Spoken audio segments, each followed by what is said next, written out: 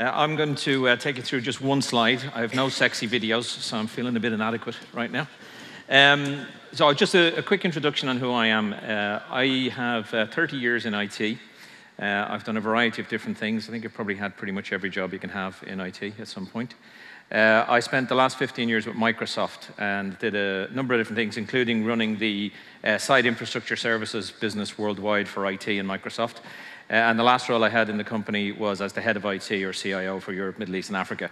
I left the company in February to write a book and take some time off after 30 years of working, really. So what the guys have asked me to do is talk about, come back up from the end consumer a little bit and talk about medium to large enterprises. One of the challenges that we have in industry, I think, you see these wonderful facilities being delivered, like the stuff that's been talked about today, or some of the cloud services that are available. And one of the big challenges we have is that small and medium enterprises don't seem to be adopting them maybe as quickly as they should. You know, I would argue that if you were to say to somebody, are you running some part of your business in the cloud? And they say yes to you and then tell you that they've maybe got their email in Office 365 or Google Office or something, that's not the cloud, right? So there's a real need for organizations to be able to take on these new facilities so they can get the benefit from a business point of view. So what this conversation is about is just based on, you know, in the last 5 or 6 years with Microsoft, I would have spent between 20 and 40% of my time in any given year outside talking to customers, speaking at conferences, and in that time I would have spoken to literally hundreds of CIOs of large and medium enterprises around the world. And this little picture that I'm going to show you is based on those conversations. So the first thing to talk about is, if I'm pressing the green button, Michelle. Okay, here we go. See, I thought even I couldn't screw up this one, right? But somehow I did, right? All right, so this model is called the Digital Business Pyramid, and it's based on the fact that, you know, in all the conversations I was having with CIOs, what I found interesting was there's still, I did a session for the Irish Computer Society just last week, and again I got the question, how do we as IT leaders get to the top table in our business? And I'm thinking, gosh, if we haven't figured it out yet, right? So this was really the, you know, why I had these conversations. So the first thing is that you have at the top table that IT leaders want to get to, you have what I call CXO level conversations. So this is the CEO, could be Chief Operating Officer, Chief Marketing Officer, that kind of level, right? And, you know, when you think about, first of all, what I did was I spoke to these CXOs. I spoke to a lot of COOs and CFOs particularly, but also some CEOs. And what they were saying was the IT people don't speak our language.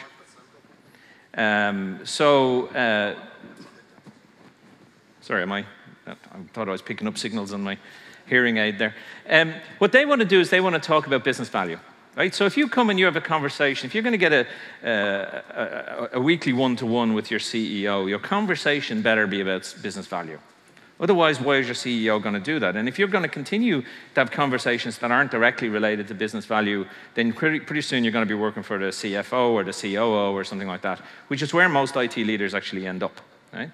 So when we're talking to IT leaders, or even within your own organizations, this is something to remember if you're trying to influence the strategy. So the next thing I did was talk to CIOs about what are they spending their time doing. And I bucketed it into 3 different categories. The first was, as you see here, line of business applications. So line of business applications, we all know, anything that you're developing internally in your organization to support a business process. How many people here are in an organization of more than 1,000 employees? Okay, all right, not too many. But I'm going to tell you then, for the people who aren't, that it is typical in large organizations for any application being developed inside the company to take 2 years to develop. That's pretty typical. Now think about this. In a world where business is becoming increasingly digitized, right? And arguably that should make IT more relevant. Their relevance is struggling. And one of the reasons they're struggling is that if you have a business opportunity or a business challenge, is that likely to still be around 2 years from now? Probably not, right? Because the market will have moved on, technology will have moved on. So if your internal IT organization is saying, we are going to take 2 years to develop it, it's pointless. It's not a business value conversation. The other thing IT people are spending their time on is core infrastructure. Core infrastructure, I mean, that's key to the conversation we're having right here, right now, yeah? So in this, if you think about typical IT organizations, they're talking about their infrastructure in terms of their networks, their servers, their compute and storage, all that kind of stuff. There's no way a CXO wants to have that conversation. It's just not directly related to business value.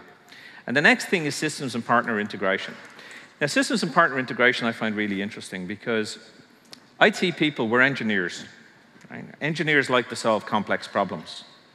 So what will we do if you present us with a simple problem? See a few smiles. We'll complicate it, right? Because we like to solve complex things. So the challenge I see with IT organizations is that, let's say you're a progressive IT organization, you say, I'm not going to take 2 years to build this application for the business. I'm going to go out and I'm going to buy a solution, right? But then because we're engineers, we don't just buy the solution because we're smarter than the people who wrote this for a living. What we'll do is we'll bring it in. And most of these bought-in applications are usually going to have a lot of ability to customize, but that's not good enough for us. What we will do is we'll start to recode it. I see a few sad faces around the room, right? And the problem with this is when we do this, we prevent ourselves from being able to take any updates on those applications, for example, because now we've changed the code, so we can't just take the latest update. And the other thing we do is we take 1 year or 2 years to deliver it, so we don't really gain anything for the business in the end. So if this is what IT people are spending their time on, none of that stuff that I just said to you excites a CXO or drives a business value conversation. So, and I call that the traditional IT layer of this digital pyramid. The good news is that because of cloud and because of the kind of connectivity that we're talking about today, IT organizations, IT leaders do have the option now to change that model. And if you're an ordinary, or if you're a newer business rather, and you're growing, you don't have to enter into this traditional model. You have the option to buy the kind of services that have been talked about today, or cloud services, and avoid all that capital investment and avoid all that other human capital investment that you'd make to get yourself into what is essentially an old model. So what would you do? So in line of business applications, the cloud helps. One of the big things, how many people in the room are familiar with cloud and how it works and are using it on some level? Okay, a good few. Well, one of the things you'll all know is that the biggest challenge with cloud isn't often the cloud service itself, it's the connectivity. So if you've got high data traffic, that's a barrier to moving toward the cloud because you can spend more on the connectivity and then lose the value you get by moving to the cloud. That's why the stuff that's been talked about today here is important. So getting your line of business applications, which might have high data usage, high traffic, into the cloud is really helpful and gets you out of this kind of thinking. Core infrastructure, it's obvious, right? I mean, you just shouldn't be running your own infrastructure. I mean, it's a bit like if we take the ESB example, if we go back to, if we go back to 1940s or 50s, it would have been regular for companies around the country to have their own generator, right? If you were doing some sort of machine working, you might have a generator at the back of the building. Once you had the option to connect to the grid, it was insanity to continue to produce your own electricity. You might keep the Jenny for if something goes wrong, right? It's exactly the same from what we're talking about now. Why would I want to run my own infrastructure when I can just connect to a computing grid? And then the systems and partner integration, I can't really help you with that too much because it's kind of something that we as engineers do to ourselves. I had a conversation with a COO from a very large, one of the largest telco companies in Europe, and the chief operating officer actually said to me, he said, Tim, IT people are among some of the dumbest smart people I know. And I knew exactly what he meant because we do it to ourselves, right? So that's the traditional IT. Now the option, if you can get out of it, is you start to get into things like data. Now we talk about data analytics. And in data analytics, I actually think data analytics is not that complex. Yes, there's complex mathematics behind it, right? You're going to build some difficult, complex algorithms. But the actual concept is pretty simple, right? It's about taking data and being able to ask it questions, right? But what makes data really interesting and useful to ask it questions is when you take data from different places and you put them together in one landscape, and then you can synthesize that into something net new, right? So if you could take a view from your marketing system and your sales system and your finance system and some competitor data, and you can put all these things together, and then you can start to ask it questions.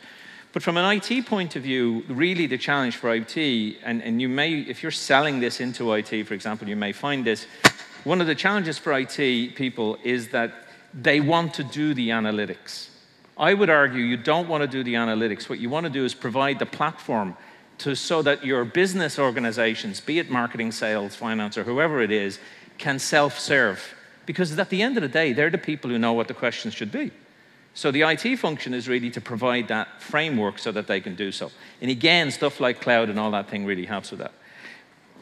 One of the things I ask, usually in larger forum conferences than this, is how many people are running some part of their business in the cloud, and I take a vote on it. So I'm not going to do this with you now, it's too small a room. But it would be typical if I went back 3 or 4 years that I might get 10% of a room. So if I was talking to 500 people, I might get 50 people who said, look, we're running something in the cloud.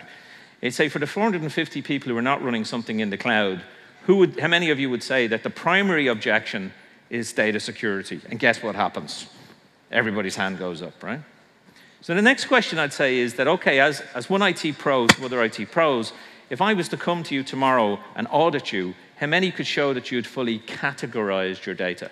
And by categorized, I obviously mean low business impact, medium business impact, high business impact, if it's, and personally identifiable information. In every organization should have done this, and I get almost no hands. So the thing is, not all data is the same.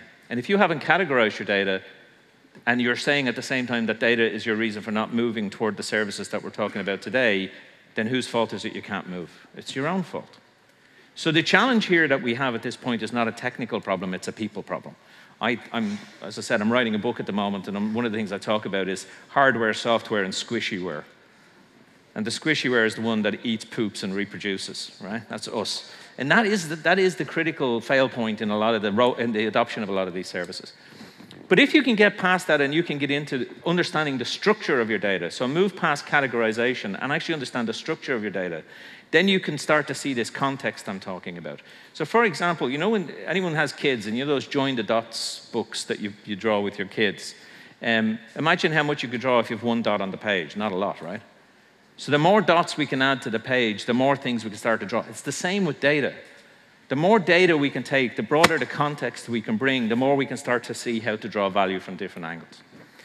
So the next thing is unstructured internal data. Now, unstructured internal data I find very interesting because it's often something we don't think of as data. One of the examples I give you for this was I had a conversation with an IT leader from a large retail organization, and we talked about video. So in-store video at the moment is used for what they call stock loss prevention or catching shoplifters, right? But what if you took that and you turned it into data? So now because of cloud and being able to store data in things like Hadoop clusters, you can do this at low cost. Now you can start to ask it questions. So when Tim Hines walks in to your store, his face is just a set of pixels, right? So you can take that and you can track me all the way around the store. You can now watch my pattern around the store. You can do that for every customer that walks in if you want. And you can then connect that to structured internal data and see what did that turn out in, what did that pattern of movement around the store translate to in terms of sales. Incredibly powerful stuff. And then you've got the same on the external side where you have structured and unstructured. Structured external is things like competitor pricing, demographic information, and unstructured is things, the classic would be social media. And then, and I call that the unexplored value layer, and then how you actually unlock this is through two things in the value realization. There's information analytics, which I've talked about a little bit already, and then the next thing is modern devices and applications. I don't know if anybody travels much. I travel a lot, and I fly with BA quite a lot. And BA have this application, if anybody's ever used it. It's a simple little application. And about 2 years ago, I was flying to Seattle, and I was going through London.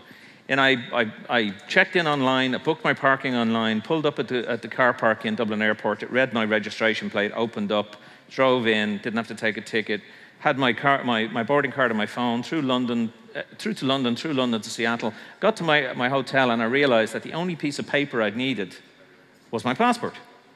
So that was an entirely digitized experience. And it was only probably a year or two before that I was still carrying printouts of my e-tickets in case something went wrong. But something had occurred where I'd gained a level of confidence in the digital experience. The really interesting thing is that application that BA now, and it's a game changer from a customer experience point of view, didn't take 2 years to write, it took 2 weeks. That's the new model. And that's only possible if you engage with the kind of technologies that are being talked about today in terms of connectivity, cloud, and all those things that it enables.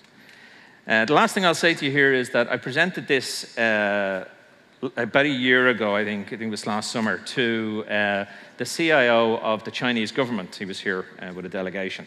And he got up, I did it on a whiteboard, and he got up and took the pen off me, and here's what he did. He said, there are value in those 3 layers, but what's the value in that layer for me? And it's really interesting. So when we think about this, if you're selling this technology, what we tend to do as engineers is think about the how, the what and the how. But it's a time now, I think, to change the conversation a little more into the why, and that's about business value.